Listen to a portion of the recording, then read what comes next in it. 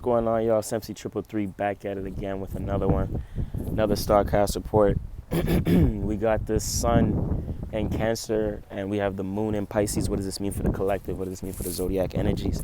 Let's see. We're gonna get right into it. So with the sun in Cancer and the moon in Pisces, we just left Aquarius, right? And this is really developing a nurturing like factor, something that you can care for, right? And we're doing this is playing out through associations, aka Moon and Aquarius. So through our associations and our network, we are playing out a form of what we want to take care of in terms of where our passions are at, aka Mars and Taurus, and Venus and Mercury in Cancer, right? So a lot of forms of our communication and what we're communicating right now towards our relationships have something to do with what we want to take care of, what we want to build, and what we want to nurture, right, in order for us to expand, aka Jupiter in Gemini. And this is not just expansion, but this is expanding the ideas and the ideas of the mind. This is expanding the way we connect with individuals on the collective level, right? So how we individually connect is expanding in the form of ideas and mental unification, right? So you're now expanding your form, you're expanding who you're connected with, what people, places, and things you're connecting with in the form of ideas, right? So now the ideas that you guys are having in the form of in the terms of how you guys are expanding, it has something to do with expanding towards and new ideas towards what you want to take care of, right? And what you want to take care of is what you want to nurture, what you want to mend, where you put attention, right? What you want to grow to come out the dust and things of that nature. So it's gonna be an interesting time. So with the moon in Pisces, we're gonna move from Aquarius into Pisces. Where moon right now is currently 26 degrees Aquarius, so we're gonna enter the cusp zone soon, where we enter that little portal to where we're in that transition period, 28 degrees to 2 degrees of the next sign. So with this being said, right now, as we get into the moon in Pisces, right?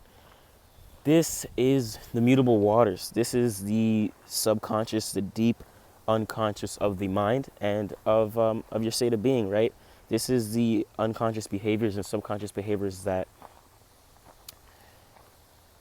you actually nourish and take care of. You're going to be seeing that play out right now to where you are very involved and participating in the unconscious and subconscious thoughts that guide your life, right?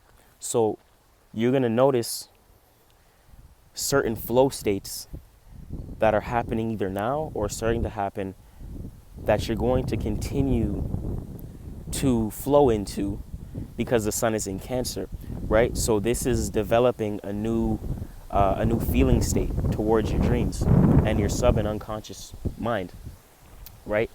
And as you're developing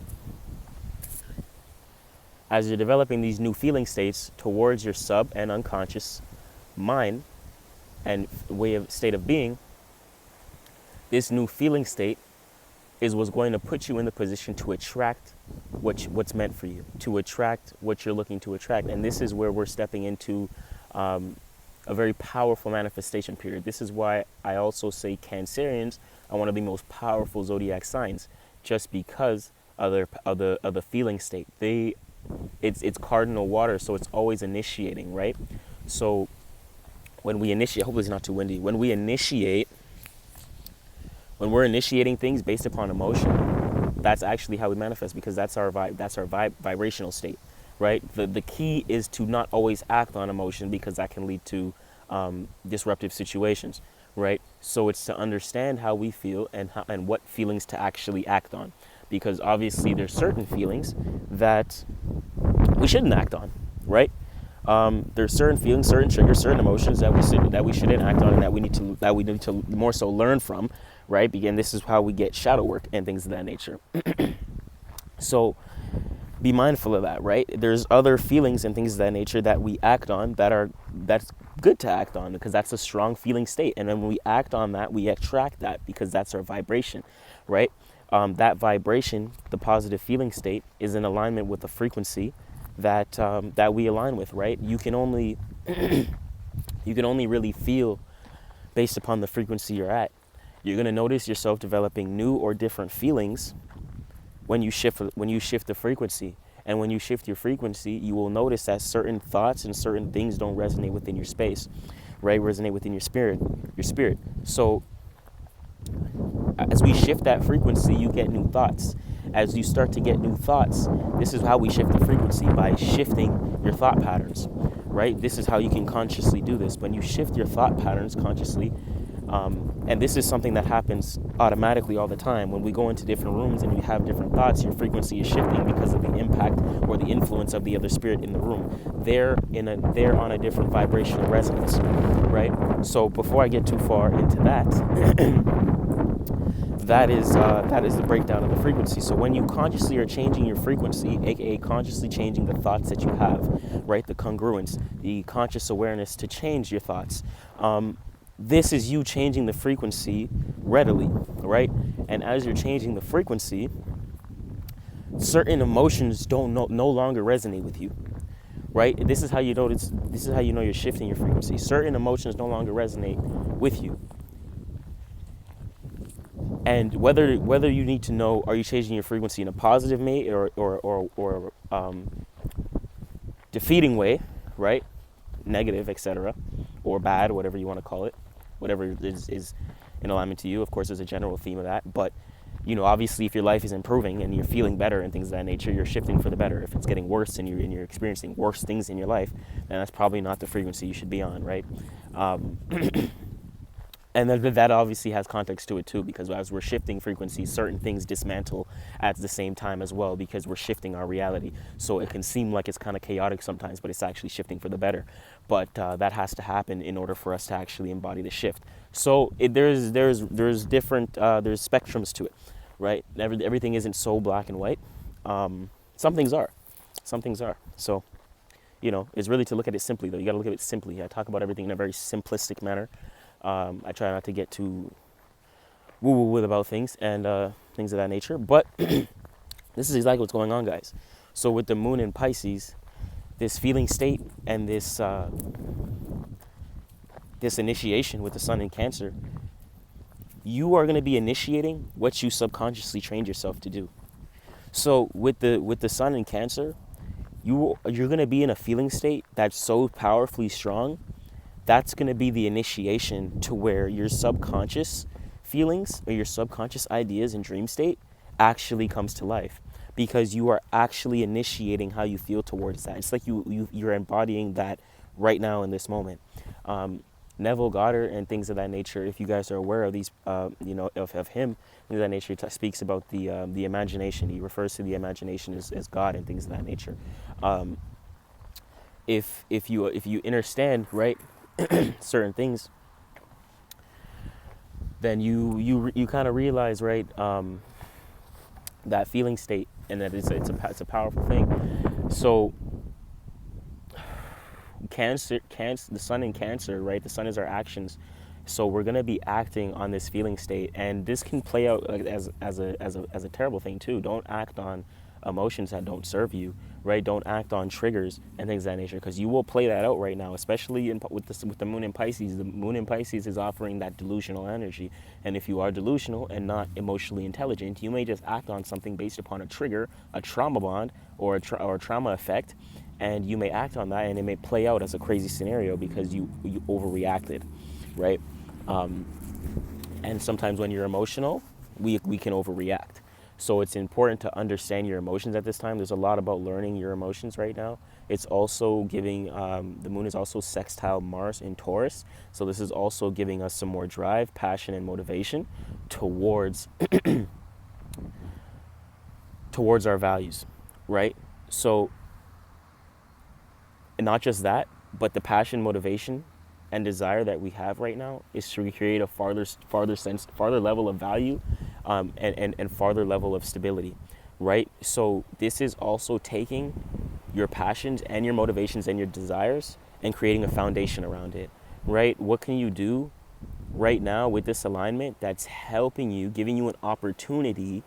Watch for opportunities at this time to create a foundation, or create some sort of stability, or see some form of value in your passions. That's where you can take your passions, right?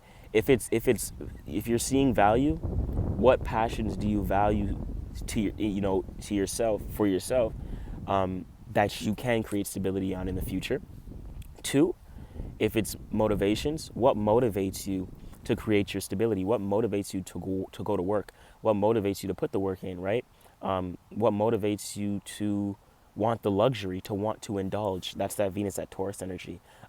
So go towards that motivation, right? You're gonna see more opportunities come about that motivation. So you want to, like, say if your motivation to have fun is, let's say my motivation to have fun is to put in work, right? Like I feel like when I work, that gives me the ability to even have fun. So my motivation is to keep myself focused. So how can I stay focused, right? What's the opportunity that allows me to stay focused, to stay in alignment with the work that I'm doing, right? What can I do to keep myself in alignment, to stick to my YouTube schedule, to make a video, to turn the camera on, to make a song, right? To put out a reading and things of that nature. So I need to there's going to be opportunities for me to do that, right? And things of that nature.